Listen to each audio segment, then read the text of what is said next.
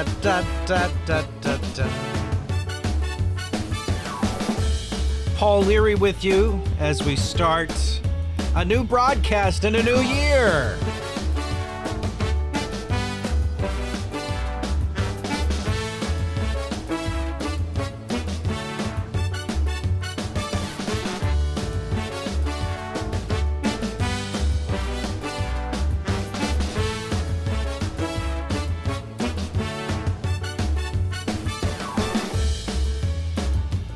Happy to be with you on this Saturday, January 2nd, starting in moments.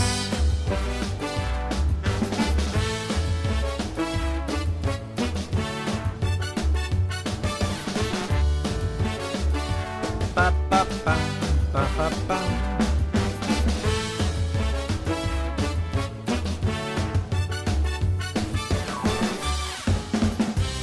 That's right. We're starting it off. Want to make sure everything is streaming. Or am I dreaming? Okay, looking good over there. The dashboard looking real good.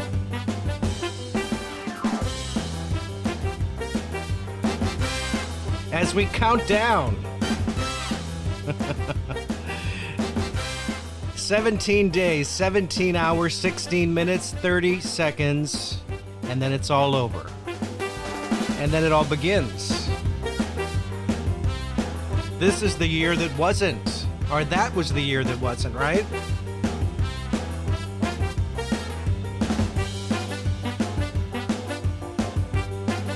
Checking the streams. Double check the streams that they're streaming. What's that?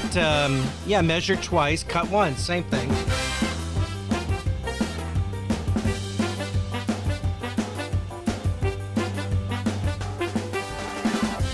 Well, Happy New Year to those of you watching the replay.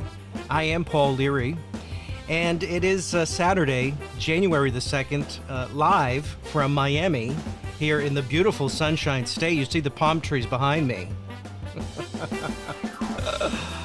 Oh, where it's a beautiful, let's see, what do we got here for a temperature reading? 75 degrees, clear, gorgeous. Absolutely gorgeous. Pollo Tropical's sending me a text. You know you're in Miami then. So I'm trying out all this streaming stuff. I get everything put together the way that I want.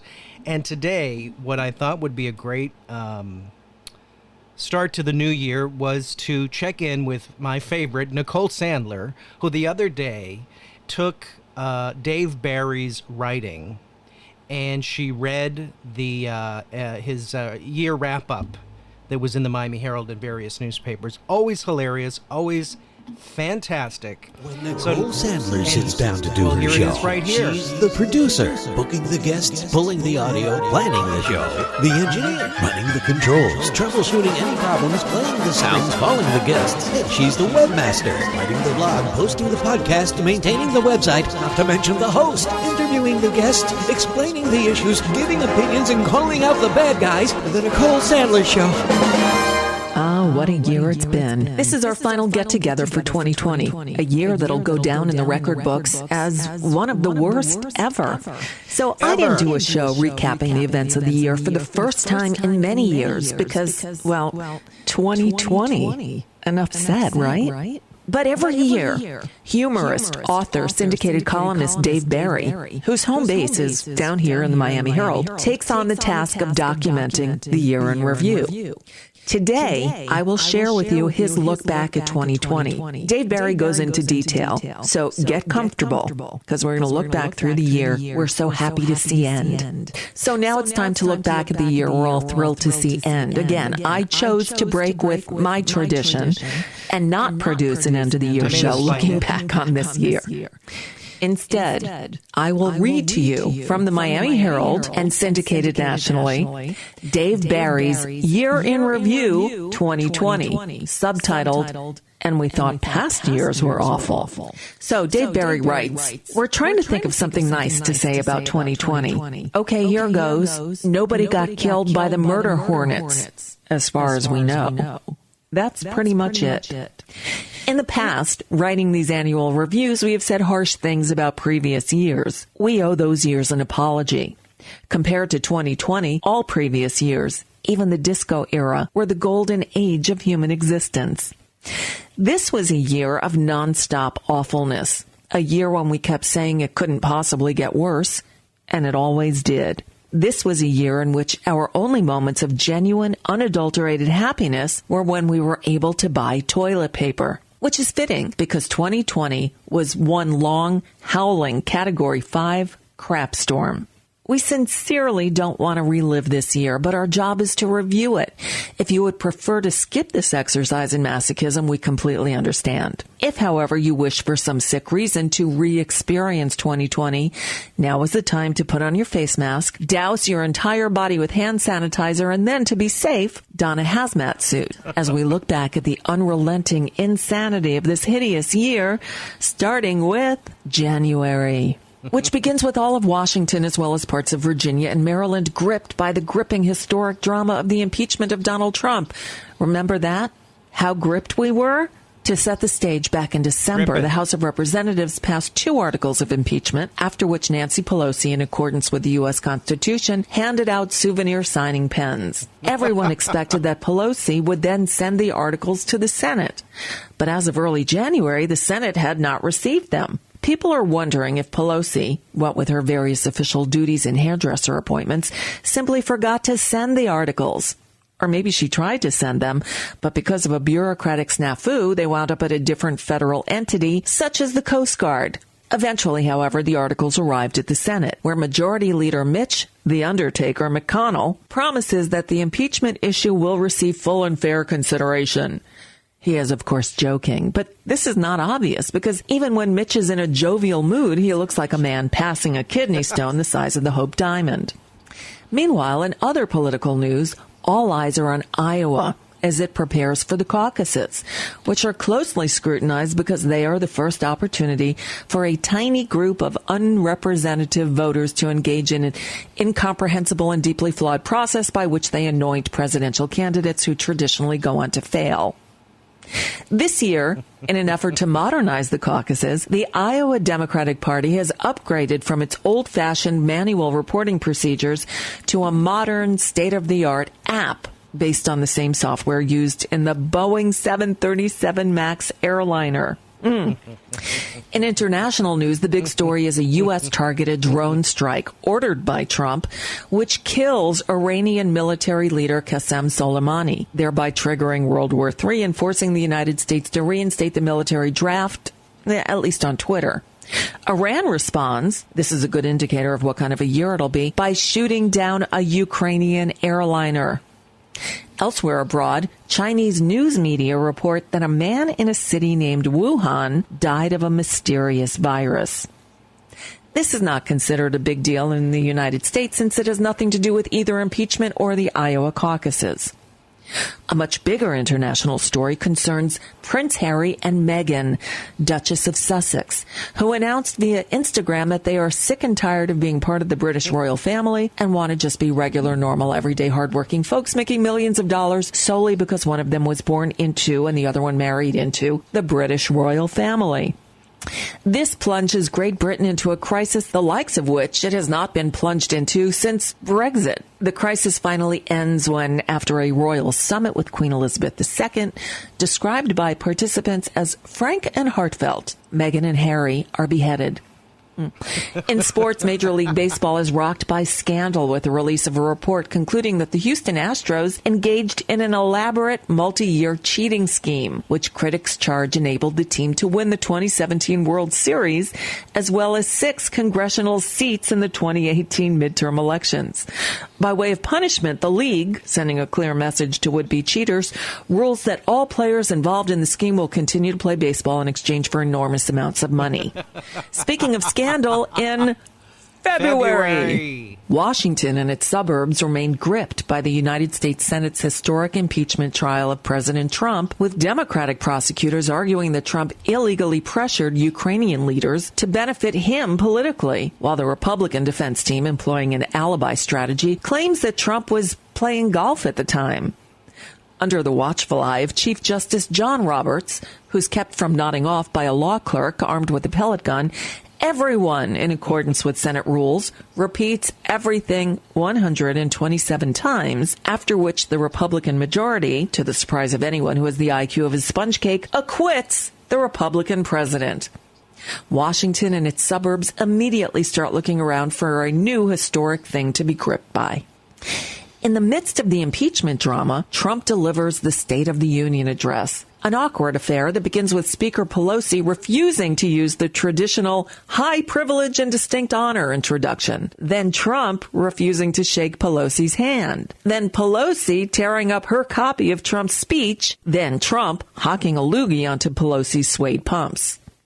Okay, the loogie part didn't happen, as far as we know.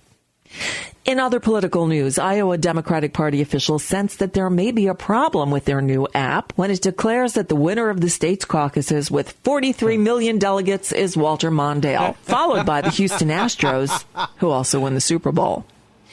This fiasco does not sit well with the Democratic presidential candidates who realize they have wasted an entire year trudging around Iowa eating fried objects on sticks and pretending to care about Iowans. Things go more smoothly for the Democrats in the New Hampshire primary and Nevada caucuses, with Bernie Sanders emerging as the clear frontrunner, which only seems to make him angrier. A new challenger emerges in the form of charisma-impaired billionaire Mike Bloomberg, who uses his personal fortune to hire a vast army of consultants to supply him with a personal arsenal of focus group-tested policies, retorts, memes, jokes, and humanoid personality traits. Nevertheless, he struggles in the debates. The low point coming when Elizabeth Warren, during a heated exchange about non-disclosure agreements, pulls the waistband of Bloomberg's underpants over the top of his head, a debate tactic known as the atomic wedgie, first performed by Lincoln on Douglas in 1858. Despite all these exciting political developments, the number one concern of the American public, based on the amount of passionate debate it generates on the internet, is the burning issue of whether it is or is not okay to recline your airplane seat. Remember? Those were good times. Good times. As February draws to a close, 2020 seems to be shaping up as a typical election year in which the political media complex is repeatedly engulfed by raging apocalyptic dramas that the regular human public pretty much ignores. And then, unfortunately, comes March Pro. If you're just tuning in, I'm sharing Dave Barry's annual Year in Review. Dave Barry is a columnist for the Miami Herald, one of the few bright spots of living in South Florida. Okay, continuing. Very few. Marpril, which starts off calmly enough as the Democratic Party, desperate to find an alternative to 132-year-old white guy Bernie Sanders, settles on 132-year-old white guy Joe Biden, who cruises to a series of primary victories after replacing "No Malarkey" with a bold new campaign slogan, somewhat alert at times. Biden is endorsed by most of his Democratic opponents, including Mike Bloomberg, who spent more than $500 million on his campaign, which seems like a lot of money until you consider that he won the American Samoa caucuses, narrowly edging out Tulsi Gabbard, who spent $13.50. And then, sprinkled in amid all the political coverage, we begin to see reports that this coronavirus thing might be worse than we've been led to believe. Oy. Although at first the authorities still seem to be saying that it's basically the flu and there's no reason to panic. But all of a sudden, there seems to be no hand sanitizer for sale anywhere, which makes some sense, although there's also no toilet paper, as if people are planning to be pooping for weeks on end. And then we learn that Tom Hanks has the virus. And now they're saying it's a lot worse than the flu and we need to wash our hands and not touch our faces and maintain a social distance of 6 feet and use an abundance of caution to flatten the curve, whatever the curve is. But they're also saying we don't need face masks. No, scratch that. Now they're saying we do need face masks, but nobody has any face masks. But hey, here's a funny meme about toilet paper. But oh my God, look at these these statistical disease models, we're all going to die. But Trump says maybe this hydroxy something medicine will work. No, it won't. Yes, it will. No, it won't. And now they're saying there won't be enough ventilators or hospital beds or PPE. And Dr. Fauci and Dr. Birx are saying everybody has to shelter at home or else we are all definitely going to die. Hey, here's another funny toilet paper meme. But seriously, what is PPE? And is that different from PPP? And where will we get the ventilators? And there won't be enough hospital beds. And there's still no hand sanitizer. And I keep touching my face. And they just canceled the NBA. And can they even do that? Wait, now they canceled all the sports and closed all the schools, the colleges, the stores, the restaurants, the bars, the theaters, the hair salons, the parks, the Atlantic and Pacific Oceans. And now they're saying we need to stay at home for how long? What about the toilet paper? I can't stop touching my damn face. Are you seriously telling me all this because somebody ate a freaking bat? Maybe Amazon is toilet paper. Oh my God, they're sold out too. What is the deal with the toilet paper? Not another Zoom meeting. I'm so tired of shouting at people in little boxes. Maybe I should take a shower, but what's the point? Hey, here's a bunch more funny memes. Oh my God, look at the stock market, the price of oil. Maybe I'll just take a peek at my 401k. Oh no, what are people doing with all this toilet paper? And how long do we have to keep being abundantly cautious? What did Trump say about the ventilators? And what did Dr. Birx and Dr. Fauci say about what Trump said about the ventilators? And what did Trump say about what they said about what he said about what the ventilators? Look at these models. We are still going to die. But do we really want to go on living in a world where there's no toilet paper and every single TV commercial sounds like, as we navigate these difficult times together, the National Association of Folding Chair Manufacturers wants you to know that we are committed to running these TV commercials with a somber narrator telling you how committed we are. And why would somebody eat a damn bat? These memes are getting old. And do you think Carol Baskin woman actually fed her husband to a tiger? Maybe we should order pizza tonight. Wait, I think we had pizza last night. Are you sure it's Tuesday? Because it feels more like Thursday. No, please God, not another freaking Zoom meeting. Stop already with the memes. If the tiger ate her husband, shouldn't there be a skeleton somewhere? Are we flattening the curve yet? Dr. Fauci, Dr. Birx, because we're in a recession. No, wait, maybe it's a depression. Look at the unemployment numbers. We are never going to recover from this virus. If it doesn't kill us, we will starve to death. We need more money from the government. We need billions. No, we need trillions. No, we need more trillions. Where is this money coming from? We have to open the economy up, but if we do, we will all die. Hey, I found some toilet paper. Oh no, it's one ply, which is basically the same as using a bare hand. Thank God I also found some hand sanitizer. And speaking of good news, Bernie Sanders is endorsing Joe Biden, so apparently they're both still alive. If I see one more meme, I'm going to puke, and my face mask, I'm afraid to get on a scale. My thighs are basically 2 armadillo-sized wads of pizza dough. Hey, Dr. Birx, Dr. Fauci, when will we have a vaccine? Will we have herd immunity? When can we go outside? When can we go back to work? What is the new normal? Good Lord, what did Trump say about disinfectants? Don't inject Clorox, you idiots. What about the food chain? What about reinfection? What about the second wave? Hey, they're showing the NFL draft in Georgia is opening the tattoo parlors. And holy crap, now it's May. Get the idea? Dave Barry, as he does every year, somehow consented to doing the 2020 in review. So I'm sharing it with you because I wasn't about to do my own. So we're now up to May. And we are, as a nation, exhausted. We are literally sick and tired of the pandemic. But amid all the gloom, there is a ray of sunshine. As we go through this harrowing experience affecting all Americans in both red states and blue states, we are starting to realize that our common humanity is more important than our political differences. Seriously, we hate each other more than ever. We disagree about everything. When to reopen the economy, whether to wear masks, whether to go to the beach, whether it's okay to say China. Everything.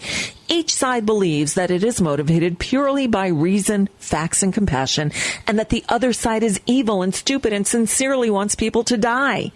Every issue is binary. My side good, other side bad. There is no nuance, no open-mindedness, no discussion. On the other hand, there is starting to be more toilet paper. President Trump continues to provide leadership during the crisis by repeatedly pointing out that he knows an incredible amount about viruses, more than most medical doctors, and is frankly doing a terrific job. For its part, the White House press corps, seeking as always to be fair and objective, asks the president many probing questions, all of them variations of, "Why are you so despicable?" Somewhere in here, the president goes on Twitter to suggest, without evidence, that MSNBC anchor Joe Scarborough committed murder. But we've reached the point where this falls into the category of ho-hum. Meanwhile, in a basement somewhere in Delaware, Joe Biden and his campaign team have managed to procure a webcam, which they intend to use to log on to the internet. so that Joe's campaign message can go viral just as soon as Joe Biden decides what it is. In scandal news, the Justice Department moves to drop all charges against former Trump National Security Advisor Michael Flynn. Outraged Democrats claim this is a travesty of justice. Outraged Republicans claim it is proof that the deep state tried to stage a coup. And thus we're back to arguing about the 2016 election, which we are going to keep arguing about until everyone involved has been dead for 50 years. Bingo. On a more uplifting note, America cheers the first piloted space launch from U.S. soil in 9 years as the commercially built SpaceX Dragon, carrying 2 NASA astronauts, blasts off for the International Space Station, only to discover upon arrival that it has been closed since 2014.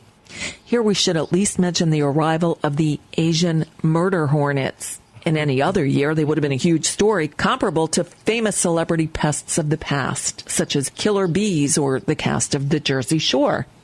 But in 2020, there's simply too much competition. And the murder hornets end up living in a cheap motel near the Canadian border, their dreams of fame shattered. In sports, Major League Baseball tries to come up with a plan to salvage the 2020 season, a task that becomes more urgent each day, as the Houston Astros have already won 137 games, all of them no-hitters. The National Football League is also trying to adapt to the pandemic, exploring the possibility of a season with no fans, no coaches, and no players. NFL Commissioner Roger Goodell said, "We're thinking of just showing 60 minutes of referees throwing penalty flags and peering at replay monitors. So it won't really be that much different." Meanwhile, the National Hockey League admits that it stopped playing games in 2003, but nobody noticed. Toward the end of the month, the economy is starting to open up. The virus numbers in many places seem to be improving, and people are starting to venture out of their homes. For a few minutes, the nation seems to be groping its way an inch at a time toward relative calm. And then, wham! 2020 strikes again, this time in Minneapolis, where the horrendous killing of George Floyd at the hands of police ignites a protest movement that quickly spreads across the nation, sometimes mutating into violence. In the past, such movements tended to lose energy, smothered under a thick cloud of politicians' platitudes. But this one has legs as we enter June. The protest movement grows in size and passion with, frankly, not a whole lot of social distancing. In Washington, D.C., large crowds gather in front of the White House. Trump, angered by reports that at one point he retreated to an underground bunker, states that, in fact, he was merely inspecting the bunker, this being a responsibility explicitly assigned to the president by the Constitution right after where it says he's in charge of foreign policy. To demonstrate that he's not the kind of leader who hides in bunkers, the president courageously goes outside after the protesters have been cleared away and personally walks several hundred feet to historic St. John's Church, where he holds up a Bible. Or possibly it's a thesaurus. The important thing is that this is a serious-looking book and a strong visual at a time when what this wounded and divided nation needs more than ever is strong visuals. For their part, the Democrats, fed up with the long-standing pattern of systemic racism and police misconduct in major U.S. cities, vow to bring about real reform, just as soon as they can figure out who exactly is in charge of these cities. One much-discussed reform proposal is defunding the police, which is clearly defined by its proponents as taking the funding away from the police, as well as not taking the funding away from the police. Meanwhile, COVID-19 cases are rising alarmingly, especially in the South. Trump, having apparently decided that the best way to deal with the pandemic as chief executive is to occasionally tweet about it, focuses his efforts on getting reelected. He holds a rally in Tulsa, where addressing an issue of concern to all Americans, he explains in detail that the ramp he had to walk down at the U.S. Military Academy graduation ceremony was slippery and steep. The president gets a big hand from the crowd when, displaying leadership, he drinks from a water glass with one hand. During this period, the Biden campaign focuses its energies primarily on being in Delaware. Also during this time, important news events are occurring in Europe, Asia, Africa, South America, and possibly even Canada. But we frankly don't have time to think about those places. In sports, Major League Baseball owners and players faced with the very real threat that the Houston Astros will win the World Series unopposed, reach an agreement to hold a shortened season with a few COVID-related rule modifications. The batter's box will be an actual plexiglass box completely enclosing the batter. And to minimize airborne saliva droplets, umpires will call balls and strikes by shouting into their elbows. In the event that a batter gets on base, all players on both teams will immediately be tested for the coronavirus. At the end of 9 innings or 1 week, whichever comes first, the team with the fewest positive tests will be declared the winner. Speaking of positive tests, July. In July, COVID-19 cases continue to rise sharply in some southern states, accompanied by what the World Health Organization describes as an alarming spike in smugness in some northern states, notably New York, where Governor Andrew Cuomo unveils a poster for sale at 11:50, commemorating, in a cartoony manner, New York's pandemic experience. Really, it's as if the White Star Line sold whimsical souvenirs of the Titanic. On July 4th, despite all the bad news and the gloomy outlook, Americans paused to celebrate the independence of their nation by reducing entire neighborhoods to smoky rubble with illegal fireworks. In a decision that outrages Democrats, Trump commutes the federal prison sentence of his longtime friend and political operative Roger Stone. The White House states that imprisoning the 67-year-old Stone would be inhumane because he has a medical condition that requires him to, quote, roam free at night seeking fresh human blood. Meanwhile, in Delaware, Joe Biden's team continues to ponder the question of who should be Joe's running mate, the goal being to find somebody who, A, is a woman, and B, has a name that Joe can remember. Kanye West announces that he is running for president, representing the birthday party. In any other year, this would seem ridiculous, but in 2020, a lot of people are like, why not? Why not? In other political news, the coronavirus continues to disrupt both major parties' convention plans. The Republicans, having already removed Trump's acceptance speech from the Spectrum Center in Charlotte to the VyStar Veterans Memorial Arena in Jacksonville, Florida, announced that they are now considering the Rock and Shoot bowling alley and gun range in Elwood, Oklahoma, contingent on the availability of a long enough extension cord. The Democrats have also downsized plans for their convention, which originally was to be a 4-day event at the Wisconsin Center in Milwaukee, but is now going to take place mainly on Instagram. On the diplomatic front, the Trump administration announces that after tense high-level negotiations, it has reached a peace agreement under which the troops will be withdrawn from Portland, Oregon, where for many weeks protesters have been seeking social justice via a combination of peaceful demonstrations and arson. By far, the most disturbing event of the month occurs on July 15th, when Twitter, responding to a cyber attack, temporarily suspends many verified blue check accounts. Within minutes, emergency rooms in Washington and New York are overwhelmed by media thought leaders whose brains are literally exploding from the pressure of unreleased insights. Meanwhile, in the rest of the nation, non-elite Americans wander the streets aimlessly with no way to know what they should think. Fortunately, the situation lasts only a few hours, but it highlights the urgent need for a federally mandated blue check media emergency tweet reserve, similar to the National Helium Reserve, but more gaseous. In sports, the Washington Redskins, bowing to mounting public pressure, announced that they are changing their name, which critics say is insensitive. They will henceforth be known as the Pittsburgh Redskins. In Major League Baseball, the teams begin a shortened season with stadium seats occupied by cardboard cutouts representing fans, except in the case of the Houston Astros, who use live human snipers. Speaking of threats, in August, President Trump escalates his attacks on TikTok, a Chinese-owned social media app that threatens our national security by causing millions of Americans to learn stupid dances, while Chinese people are making useful products to sell to Americans.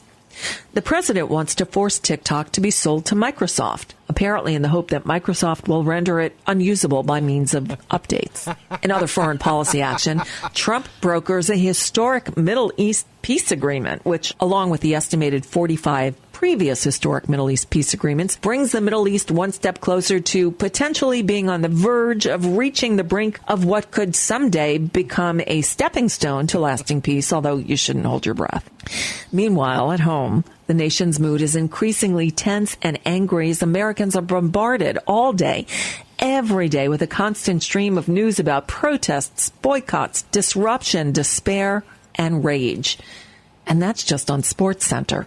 California, as it traditionally does at this time of year, bursts into flames.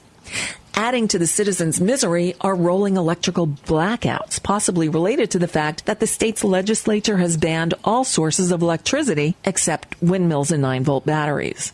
In politics, controversy swirls around the U.S. Postal Service, which until now most Americans have viewed as a non-sinister agency whose function, as authorized by the Constitution, is to faithfully, rain or shine, deliver vast quantities of bulk mail to us so we can discard it unread. But now there are reports of USPS mailboxes mysteriously disappearing from the streets, which Democrats charge as part of a sinister Trump administration plot to sabotage mail-in voting. The theory being that voters, having no place to deposit their mail-in ballots, will give up in despair and, we don't know, flush them down the toilet or something. While this alleged conspiracy is being debated, Steve Bannon, a former influential Trump aide with the uncanny ability to always look like he just woke up in a dumpster, is arrested by, this cannot be a coincidence, agents of the U.S. Postal Inspection Service. Bannon is charged with fraud in connection with a GoFundMe project called We Build the Wall, which is supposedly raising money for Trump's largely imaginary wall between the U.S. and Mexico. Although, according to prosecutors, a better name for the project would be We Basically Keep the Money. In other legal developments, Trump pardons Susan B. Anthony, calling her, in impromptu remarks delivered as aides hustle reporters away, a terrific person who I look forward to inviting to the White House. In election news, Joe Biden makes history by choosing Kamala Harris as his running mate. If elected, she would become the first U.S. vice president whose name can be rearranged to spell, I alarm a shark. During the Democratic debates, Harris leveled some harsh criticisms at Biden, but a Biden campaign source says that Joe has forgotten all about that. Literally. Because of the pandemic, both parties hold their conventions virtually, which means that instead of endless hours of repetitious blather, the TV broadcast consists of endless hours of repetitious blather, but without the entertaining visuals of delegates in stupid hats. The Democrats adopt a sweeping platform filled with bold policy initiatives that nobody will ever look at again. The Republican platform consists of, quote, whatever was in the president's most recent tweet. And that's not a joke. Speaking of principles, in September, the death of Supreme Court Justice Ruth Bader Ginsburg triggers a classic display of Washington-style ethical consistency as both political parties addressing the issue of when the vacancy should be filled passionately embrace positions diametrically opposed to the ones they passionately embraced in 2016. Trump nominates Amy Coney Barrett to fill the seat, arguing that she is, quote, perfectly qualified for the high court because she is a woman but not like super hot.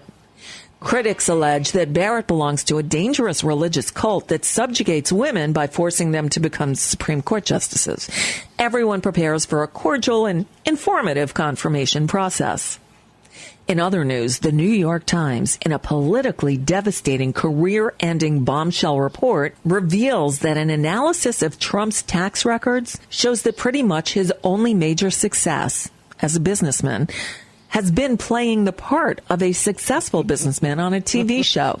Coming on the heels of two politically devastating bombshell reports earlier in the month, one alleging that Trump mocked the military and one that he lied about the seriousness of the coronavirus, this brings to an even 500 the total number of times Trump has been devastated by bombshell media reports. Joe Biden leaves Delaware briefly to give a campaign speech in Philadelphia where he makes the following statement, quote, if Donald Trump has his way, the complications from COVID-19, which are well beyond what they should be, it's estimated that 200 million people have died, probably by the time I finish this talk. Then it's back to Delaware for Joe. The biggest political event of the month is the much-anticipated Trump-Biden debate. A lively affair featuring a frank and open exchange of sentence fragments highlighted by a heroic but ultimately unsuccessful attempt on the part of moderator Chris Wallace to silence the president with a taser.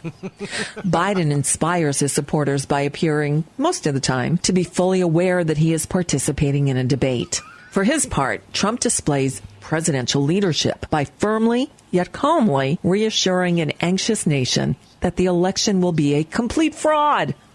When it's over, both sides declare victory as Wallace retreats to his dressing room to ingest Xanax pills through a funnel. In other domestic news, there are these alarming developments. The federal deficit reaches $3.3 trillion as the government continues its unchecked descent into horrendous, unsustainable levels of debt, with neither political party even seriously acknowledging the danger, let alone taking meaningful action to prevent future generations of Americans from being permanently screwed.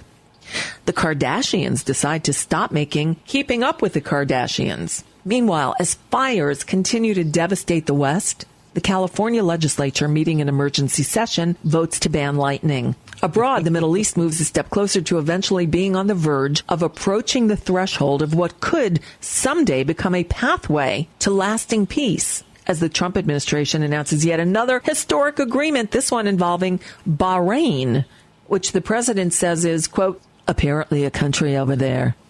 Another foreign policy action, the president orders an airstrike on TikTok. In college sports, both Big Ten and Pac-12 vote to resume playing football, citing the improving COVID-19 situation and the fact that the Houston Astros are leading both conferences with a combined 179-0 record. Conference officials say they will implement strict medical protocols to ensure that the athletes can safely resume violently injuring each other. The pandemic continues to dominate the news in October, when the White House announces that President Trump is infected with the coronavirus, as are the First Lady, White House staffers, and others who have been near the president at events where many people did not wear masks or observe social distancing. This seems to suggest, crazy as it sounds, that the virus, who could have possibly known this, is an infectious disease that you can catch from other people. He knew it all along. In an effort to keep the nation informed on the president's health without creating confusion, the administration employs a two-pronged communications strategy. Prong one, the president's doctors hold a press briefing in which they say that the president is doing fine. Prong two, immediately thereafter, White House Chief of Staff Mark Meadows tells reporters that the president's vital signs are, quote, worrying. While hundreds of certified Twitter users without medical degrees offer their insights on the situation, the president begins a course of treatment at Walter Reed. That includes an antibody cocktail, an antiviral drug, a steroid drug, and this really happened, a motorcade ride around the hospital. Trump's doctors describe the motorcade as a, quote, totally standard medical treatment that is not insanely irresponsible at all. Meanwhile, the virus continues to spread through the White House, eventually infecting everyone in the executive branch above the rank of custodian. But never mind those people. The important thing is that the president recovers quickly and announces that COVID-19 is frankly no big deal for anyone who has a large team of doctors, 24/7 access to a world-class medical facility, and a helicopter. Then, having learned an important lesson from his experience, the president resumes holding massive rallies where many people do not wear masks. The Senate confirms Amy Coney Barrett to the Supreme Court after she successfully completes the traditional Judiciary Committee hazing ritual, in which she must answer questions for 3 consecutive days without saying anything. Perfect. Joe Biden enters the final stretch of the campaign with a schedule that sometimes has him doing as many as 1 appearance per day. Also taking a brutal toll on the former vice president is the fact that he must repeatedly, day after day, deal with the grueling physical strain of not telling reporters what he thinks about packing the Supreme Court. At one appearance, when asked about this, Biden says, this is an actual quote, "The moment I answer that question, the headline in every one of your papers will be the answer to that question."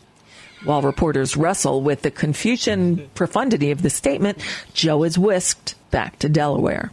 In other political action, vice presidential candidates Mike Pence and Kamala Harris square off in a debate, and the only thing anybody remembers about it 10 minutes later is that a fly landed on Pence's head.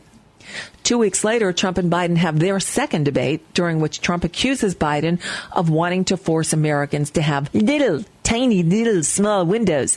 And Biden says, "Come on, man." Roughly 200 times. They say many other things as well, but at this point, none of it makes any difference. In social media news, Twitter blocks a New York Post story about incriminating emails allegedly found on Hunter Biden's laptop on the grounds that the story is of questionable origin. This is, of course, a violation of Twitter's extremely strict accuracy policy, under which every single tweet that Twitter does allow to be published is 100% vetted and legit.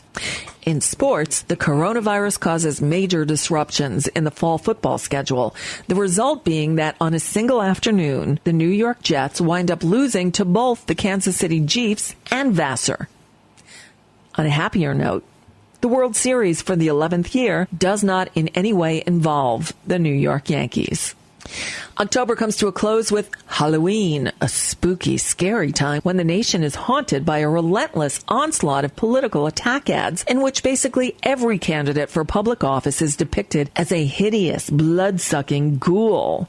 Voters universally detest these ads and the toxic political climate they create. But highly paid campaign consultants continue to produce them for a sound, data-driven, poll-tested reason.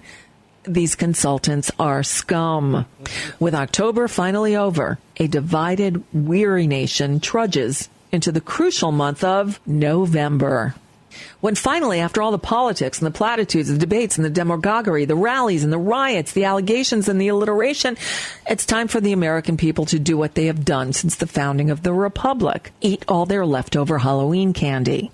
There's a lot of it this year because there were very few trick-or-treaters, leaving many Americans with no choice but to snork down the weight of an adult male Cocker Spaniel in mini Snickers. But we do it because we are Americans, damn it. Damn it. Then, at last, it's Election Day. Millions of voters lurch to the polls, unless they already voted, in which case they remain on the sofa, burping up chocolate fumes and anxiously watching the cable TV network of their choice. Political experts are confidently predicting an easy Biden win, possibly a landslide, based on input from professional pollsters, armed with conclusions derived from sophisticated statistical analysis of the data obtained via surveys of the 7 Americans still waiting to answer the phone. But the actual race turns out to be much closer, and several days pass without a clear winner as the various states count ballots via their individual methods under our quirky, zany electoral college system. Florida, which is totally screwed up in previous elections, surprises everybody by reporting the vote count almost immediately, thanks to an executive order by Governor Ron DeSantis, or as I call him, Mo Ron Death Sentence, to, quote, just go ahead and reuse the results from 2016 since we counted those already. What? But the process is much slower in states like Pennsylvania, which uses the base 17 numbering system, and Arizona, where by law votes must be tabulated on cowhides. It's not until Saturday that the news media call the election for Biden. President Trump accepts the defeat with the calm, mature grace and dignity that have become his trademark as leader of some imaginary nation that we are fantasizing about in this sentence. In reality, Trump claims that he won the election by a lot, but is being stolen from him via a vast, sophisticated, malignant, and purely hypothetical vote fraud scheme. To combat this fraud, the president forms a crack legal team headed by former sane person Rudolph Giuliani, who presides over what future scholars will view as the greatest single event in American history, if not the world.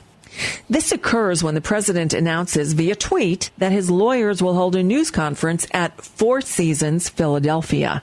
Everyone assumes he means the Four Seasons Hotel, but in fact, and here we have definitive proof that there is a God, and he or she has an excellent sense of humor. The event takes place in the parking lot of a company called Four Seasons Total Landscaping, which is across the street from a cremation center and down the block from Fantasy Island Adult Bookstore. We are not making this up. Nobody could make this up. The Four Seasons event turns out to be a good indicator of the competence of the Trump legal team, and it eventually becomes clear to everybody not living in the White House that Trump will not successfully challenge Biden's win. But it's also clear that, just as in 2016, the media elite greatly underestimated support for Trump, who somehow got more than 74 million votes, despite the fact that the media elite doesn't personally know any Trump supporters, and in fact has devoted 4 solid years to declaring that anybody who doesn't hate Trump as much as the media elite does has to be a racist idiot. So who on earth could these 74 million Americans be? It's a mystery that probably will never be solved, at least not by the media elite. Meanwhile, on the coronavirus front, there is good news and bad news. The good news is that several drug companies announced they have developed promising vaccine candidates, while Budweiser reports significant progress on a hard seltzer that can also be used as hand sanitizer. The bad news is that the number of cases in what feels like the 37th wave is spiking once again, and American consumers are once again creating shortages of toilet paper by buying enough rolls per household to wipe every butt in Denmark for a year. Many states impose tough new COVID restrictions, most notably California, which bans, quote, all human activity not personally involving the governor. Speaking of states taking action, on November 12th, the nation pauses to observe the 50th anniversary of the date that the Oregon State Highway Department attempted to dispose of an 8-ton dead whale on a beach by detonating 1,000 pounds of dynamite under the carcass. The result being that vast quantities of putrid whale flesh were blasted into the sky. And then because of gravity, which apparently nobody had told the Oregon State Highway Department about, it came back down all over the crowd of spectators gathered to watch. Historians agree that this was the greatest thing that ever happened in the world prior to the Trump legal team's news conference at Four Seasons Total Landscaping. In arts and culture news, Guinness World Records announces that the most watched video in YouTube history, with over 7 billion views, is Baby Shark Dance, which was created by a South Korean company called Pinkfong that for some inexplicable reason we never took out with a nuclear missile, even though the entire world would have thanked us. Trump, carrying on a cherished White House tradition, pardons turkeys named Corn and Cobb and a former national security advisor named Michael Flynn. Corn and Michael Flynn were convicted of making false statements to the FBI. Cobb was serving a 4-year sentence for tax evasion. Joe Biden, preparing for a historically difficult transition to a presidency that will be confronted with a daunting array of critical challenges, both at home and abroad, fractures his foot playing with his dog. As the month draws to a close, Americans celebrate Thanksgiving as the Pilgrims did, by gathering with their loved ones for a communal meal in the basement with the lights off so as to avoid detection by the authorities. And then, at last, the finish line of this wretched year looms ahead as we stagger into December. December, which begins with good news and bad news on the economy. The good news is holiday retail sales are strong. The bad news is most of these sales are online purchases of Four Seasons Total Landscaping t-shirts. The other hot holiday wish list item is the coveted Sony PlayStation 5 gaming console, which is nearly impossible to find in stores due to the fact that it does not physically exist. We made a bunch of cool commercials for it, states a Sony marketing executive, but as for an actual device that you can plug in, nah. Long-term, the economic outlook remains troubling, with the U.S. economy being kept afloat mainly by consumers making monthly payments to Netflix, Hulu, Amazon Prime Video, Disney Plus, CBS All Access, HBO Now, Peacock, HBO Max, Discovery Plus, Stars, Chickadee, Eyeballs, Amazon Super Deluxe, HBO Medium Rare, Chickadee Plus, Extra, Disney Extra Special, Amazon Supreme Unloaded, HBO gluten-free, and a bewildering array of other streaming services that consumers rarely watch, but keep paying for because they can't figure out how to cancel their subscriptions. These people are pumping millions of dollars a month into the economy, states Treasury Secretary Steve Mnuchin. God help us if they ever remember their passwords. In national news, Trump, faced with soaring coronavirus cases and a congressional stalemate over a desperately needed relief package, devotes his energies as chief executive to tweeting approximately once per hour that the election was rigged. The Trump legal team, alleging that there was a massive organized conspiracy to commit vote fraud, files multiple lawsuits. but achieves basically the same legal outcome as Hamilton Berger, the stupendously ineffective district attorney on the Perry Mason TV show who went to court week after week for many seasons and almost never won a case, which only proves how massive and organized this conspiracy is. While the president continues to insist that he was reelected, members of his staff quietly prepare for the transition by updating their resumes and conducting a search for the briefcase containing the nuclear launch codes, believed last seen in the back of a golf cart in Bedminster, New Jersey. As the curtain gradually descends on the Trump administration, it becomes Joe Biden's turn to take center stage and face the harsh scrutiny of the Washington press corps. Leading the way is CNN, which broadcasts a hard-hitting 2-hour special report on the incoming Biden administration, featuring a panel of 8 journalists who unanimously agree that if George Washington, Thomas Jefferson, and Abraham Lincoln were alive today, they would definitely fracture their feet playing with dogs. In business news, Amazon, founded by Washington Post owner Jeff Bezos, pays $237 billion in cash to acquire Four Seasons Total Landscaping. In the arts, Rolling Stone magazine declares that the number one song of 2020 is WAP, which is an abbreviation for something that we cannot publish in a family newspaper. But suffice it to say that if any year deserved to have this song declared as its best song, that year would be 2020. Finally, after 12 nightmarish months, 2020 draws to a close. And here we must interrupt our narrative to let you, the reader, in on a little secret. Because of magazine deadlines, we have to turn in our year in review in mid-December before the year is actually over. Normally, this doesn't matter because the holiday season tends to be a slow news time, but this is no normal year and we're nervous. We worry that something major, by which we mean bad, will happen after our deadline. Something involving the presidential election or the virus or some awful thing we cannot even imagine. Like, for example, maybe astronomers will announce that because of the human race snacking at historically high levels during the pandemic lockdown, the Earth has gained a huge amount of mass, which has slowed the planet down in its orbit around the sun. And as a result, to make the calendar work out, we have to add an entire month to 2020. This month would, of course, be called Pandember, which you probably think can't happen, right? What a crazy idea. As crazy as masked Americans fighting over toilet paper. Our point is, we don't know what else will happen this year, including when it will end. We're just hoping that it eventually does, and that next year is nothing like it. In that spirit, we'll close with the wish we always offer at the end of our annual review, although this time it's more of a prayer. Happy New Year. Dave Barry is a Pulitzer Prize-winning humor columnist and author, and he sometimes makes South Florida bearable. If you're still with me, thank you. I know that brought up a lot of weird memories, but thankfully Dave Barry did it with a sense of humor. I want to thank everyone who has listened to the program and supported it throughout the year and years before that. What I ask of you in 2021 is stay involved.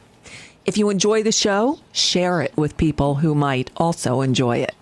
And if you can contribute to help keep us going, please do. Just click on the donate button at NicoleSandler.com.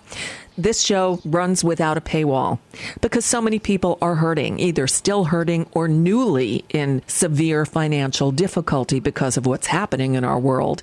So everybody can listen. And those who can afford to support us financially, I hope you will. When Nicole Sandler sits down to do her show. Reading Dave Barry. I loved it. I hadn't read it. Hilarious. NicoleSandler.com for your podcasts, donations, and information. Wow, that was so much fun. Stand by as I make sure we've got everything clicked around here. Oh, God, get that Trump off my screen. How about this? That's right, we're counting it down. Just 17 days, 16 hours, 24 minutes, and 50 seconds. And it's all over for the big orange fool.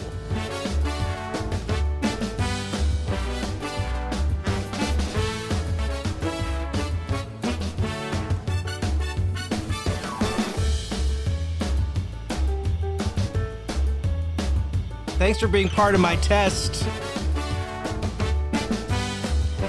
Join me on the twitch.tv/Paul Leary. That's where it's all happening.